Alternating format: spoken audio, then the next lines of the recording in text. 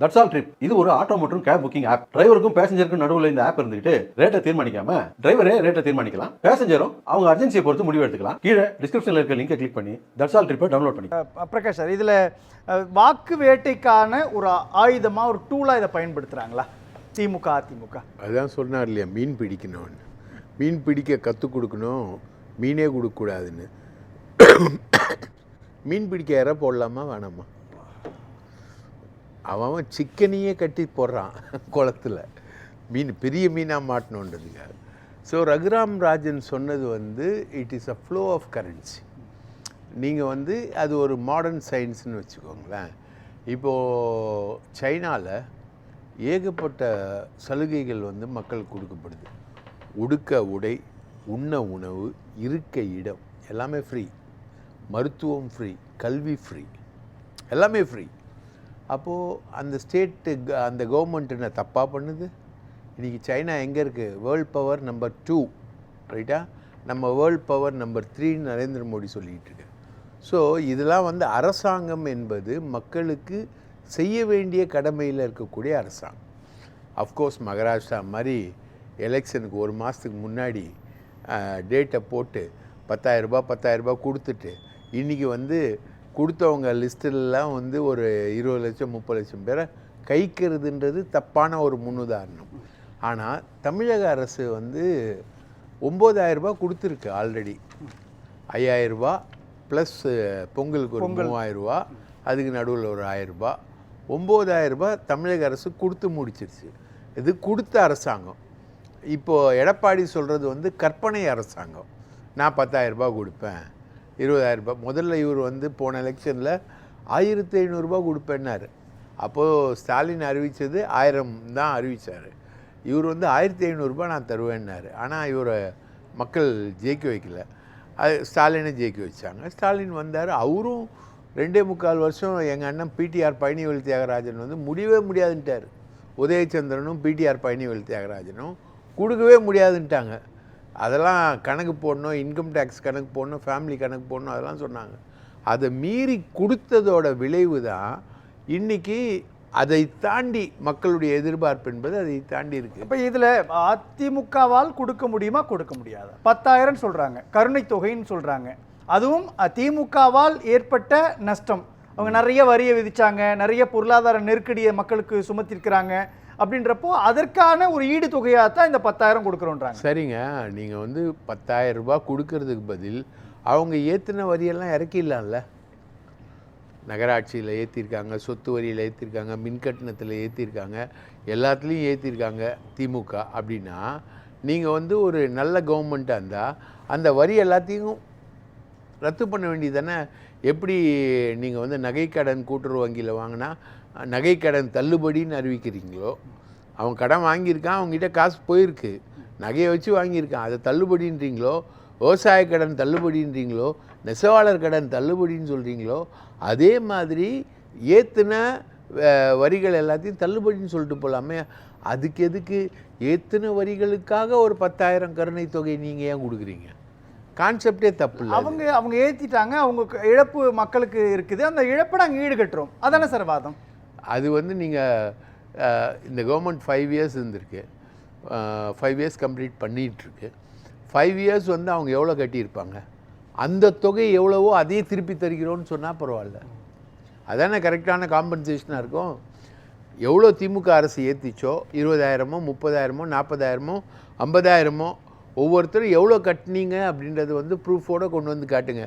EB bill இவ்வளோ ஏறி இருக்கிறதுனால எனக்கு இவ்வளோ நஷ்டம் அப்படின்றது ஒரு கணக்கெடுங்க, ஒரு சென்சஸ் மாதிரி எடுங்க.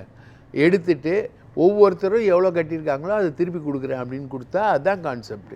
நான் ஒரு கருணை தொகை 10,000 அப்படின்றது எதுக்குன்னா, இப்போ ஸ்டாலின் திடீர்னு ஒரு கோடை காலத்தை கண்டுபிடிச்சி 2,000 ரூபாய் கொடுத்தார்ல, அதுக்கான ஒரு ரிவர்ஸ் ஆஸ்மாசிஸ் ப்ராசஸ் தான் எடப்பாடி பழனிசாமியுடைய இந்த அறிவிப்பு. சரிங்க சார், இப்போ ப்ராக்டிக்கலாக ஒரு விஷயம், முதலமைச்சர் ஸ்டாலின் கோடைக்கால சிறப்பு தொகைன்னு ஒன்று கொடுக்குறாரு, அது கூட சேர்த்து 5,000 மொத்தமாக கொடுக்குறாரு. அப்படின்றப்போ 10,000 கொடுக்குறாங்க.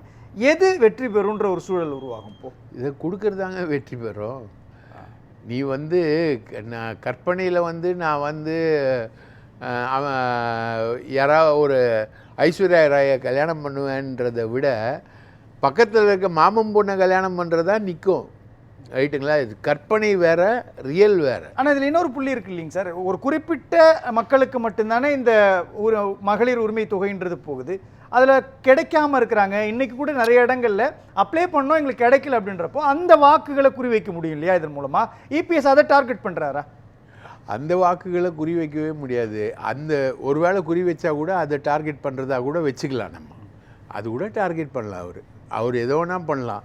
விட்டத்துலேருந்து அம்பு எய்யும் போது அது ஆப்பிளையும் அடிக்கலாம், இல்லை கீழையும் வந்து விழலாம். ஒரு அம்பை எய்கிறார், அவ்வளோதான். இதெல்லாம் எங்கேருந்து வருதுன்னா, முதல்ல சத்துணவு திட்டம், ரைட்டுங்களா, இந்த இலவச பேருந்து, இந்த மாதிரி திட்டங்கள் எல்லாமே வந்து முதல்ல காமராஜர் தான் ஆரம்பித்தார். சத்துணவு திட்டத்தை ராஜாஜியை பற்றி சொன்னார் அண்ணன். காமராஜர் தான் சத்துணவு திட்டத்தெல்லாம் ஆரம்பித்தார். ரைட்டுங்களா?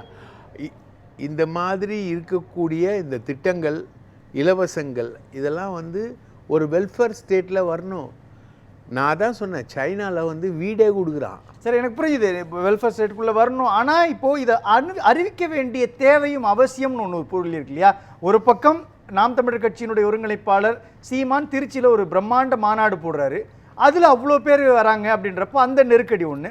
தவேகாவினுடைய தலைவர் விஜய் அவர் கூடக்கூடிய கூட்டங்களில் அதிகமான கூட்டங்கள் வருது, அது ஒரு நெருக்கடி.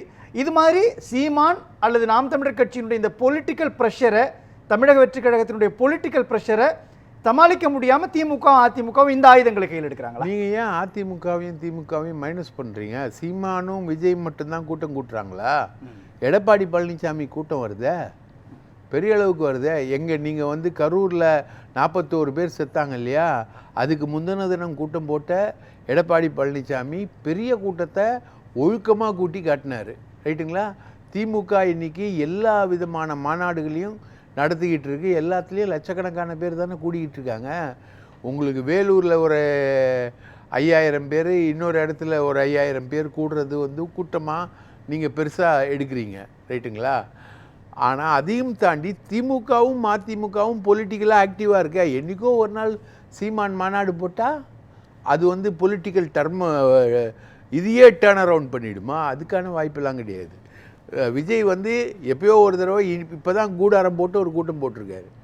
இது முன்னாடியே அவர் பண்ணியிருந்தானே இத்தனை பேர் செத்துருக்க மாட்டான், 51 பேர். ரைட்டுங்களா? ஸோ இதெல்லாம் ஒன்றும் இல்லை, இதனால் இம்பேக்ட் எல்லாம் இல்லைங்க. எலக்டோரல் ப்ராசஸில் வந்து திமுக சக்ஸஸ்ஃபுல்லாக அந்த இலவசங்களை லான்ச் பண்ணி கொண்டு போயிடுச்சு.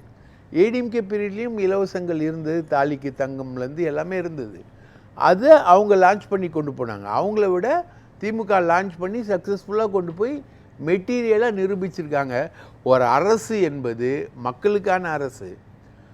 இப்போது கொரோனா பீரியடை சொன்னார் அண்ணன்.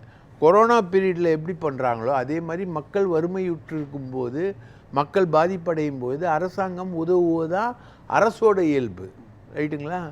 அது மகாராஷ்டிராவில் தேர்தலுக்கு உதவுறாங்க, பீகாரில் உதவுறாங்க. சார், அதில் இன்னொரு புள்ளி இருக்கு இல்லையா சார்? இத்தனை நாளாக வாக்குகளை காசு கொடுத்து வாங்குறாங்க, ஒரு ஓட்டுக்கு இவ்வளோ கொடுக்குறாங்க, அது தவறு, அது வந்து ஜனநாயக மீறல், அரசியலமைப்பு நம்ம வந்து குழி தோண்டி புதைக்கிறோம் அப்படின்ற விமர்சனங்கள்லாம் வந்துகிட்டு இருந்தது. இன்னைக்கு 2000 5000 10,000 கொடுக்கறது இருக்கு இல்லையா? இது அங்கீகரிக்கிற மாதிரியான ஒரு செயலாக தானே மாறும் இது. சூப்பர். வாக்குக்கு காசு கொடுக்கறதுன்றது வந்து ஆன் த ஈவ் ஆஃப் எலெக்ஷனில் போயிட்டு எனக்கு ஓட்டு போடு 5000 ரூபா, எனக்கு ஓட்டு போடு 2000 ரூபா அப்படின்னு கொடுப்பாங்க. அதுதான் வாக்குக்கு காசு கொடுக்கறது. அதுதான் சட்டப்படி தவறு. எலெக்ஷனுக்கு முன்னாடி வெல்ஃபேர் ஸ்கீம்ன்ற அடிப்படையில் மக்களுக்கு கொடுத்தா தவறு இல்லைன்றது தான் பீகார் மாடல், தவறு இல்லைன்றது தான் மகாராஷ்டிரா மாடல். ரைட்டுங்களா? ஒரிசா மாடல், இவ்வளோ மாடல் இருக்குது.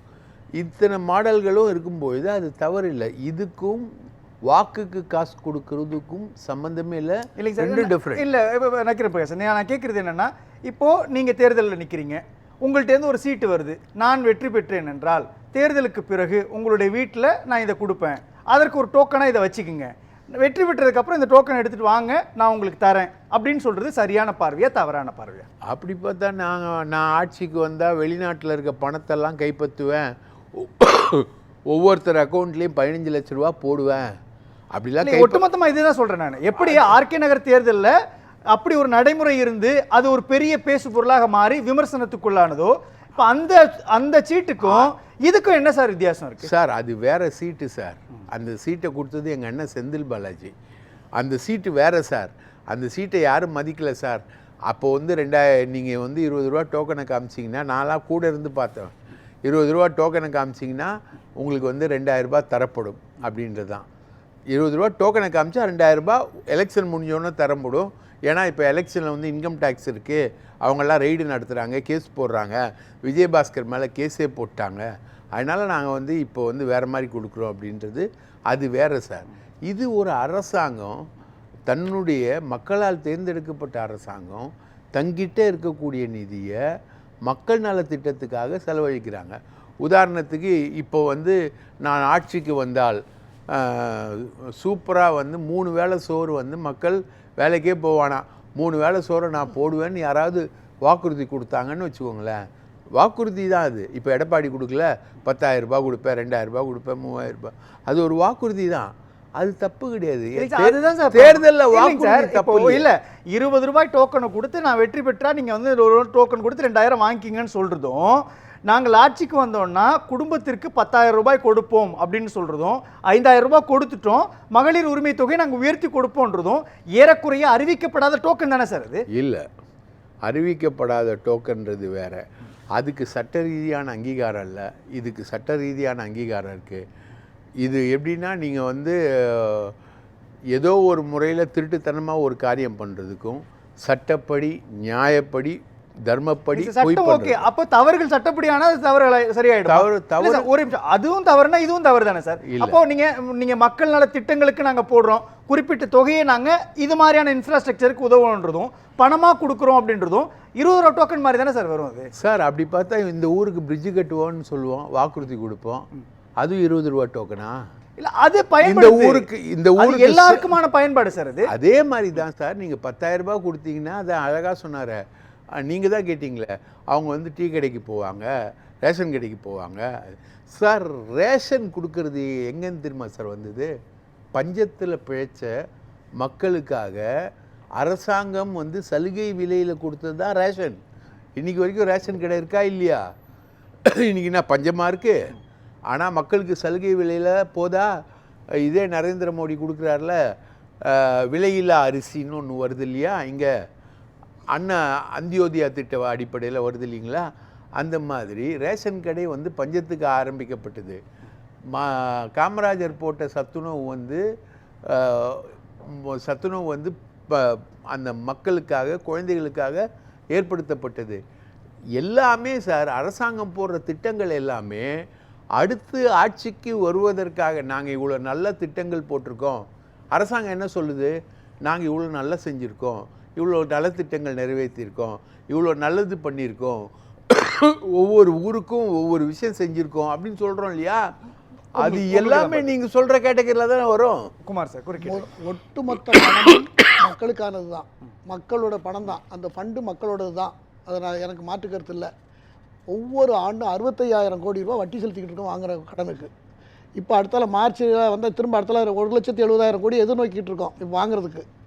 அப்போ வட்டி கடன் வாங்கி கடன் கொடுத்தவன் கடன் வாங்கி கடன் கொடுக்கறது, கடன் வாங்கி ரொம்ப ஆடம்பரமான செலவுக்கு பண்ணுறது, இதெல்லாம் எவ்வளோ பெரிய தப்புங்கிறது தனி மனுஷனுக்கு எவ்வளோ பொருந்துமோ அதுபோல் ஒரு நாட்டுக்கு இவ்வளோ கடனை வைத்துக்கொண்டு 5 லட்சம் கோடி கடனை இப்போ வாங்கியிருக்கோம். எப்போ ஒரு 2021 25 வரைக்கும் 5 லட்சம் கோடி கடனை வாங்கிட்டு 75 வருஷமாக, ஸோ 1947 50 75 வருஷமாக 4 லட்சம் கோடி, 4,56,000 கோடி இவங்க மட்டும் 5.5 லட்சம் கோடி கடன் வாங்கியிருக்காங்க. இப்போ வாங்கிட்டு இதுக்கு அப்புறம் வட்டி இஎம்ஐ நாம கட்டிகிட்டு இருக்கோம்.